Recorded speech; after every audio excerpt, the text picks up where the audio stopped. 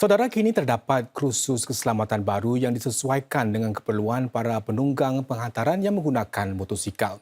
Kursus itu melatih mereka kemahiran seperti mengimbangi beban berat di bahagian belakang motor semasa melalui ruang sempit selain bertindak dengan selamat terhadap keadaan sebenar.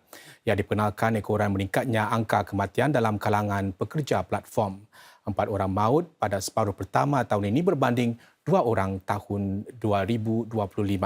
Sebahagian insiden maut itu turut melibatkan pengguna jalan raya lain. Encik Eng Gan Po, seorang penunggang penghantaran dengan lebih 8 tahun pengalaman. Beliau baru kembali bertugas selepas kemalangan yang menyebabkannya tidak dapat meraih pendapatan selama lebih 2 bulan.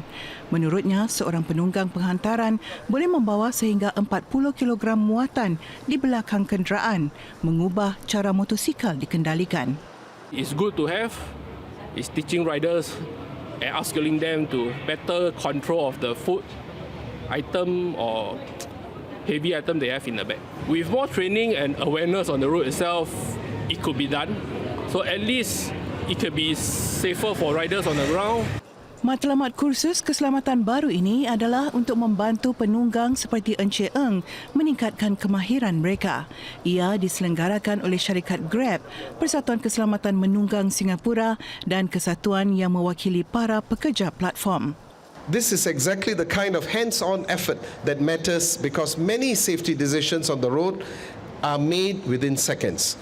Causes like this allows our operators to spot risks earlier, ride more defensively, and make better decisions when you're on the road, depending on the weather and depending on traffic conditions. Penunggang berpengalaman adalah sebahagian daripada sesi perintis ini.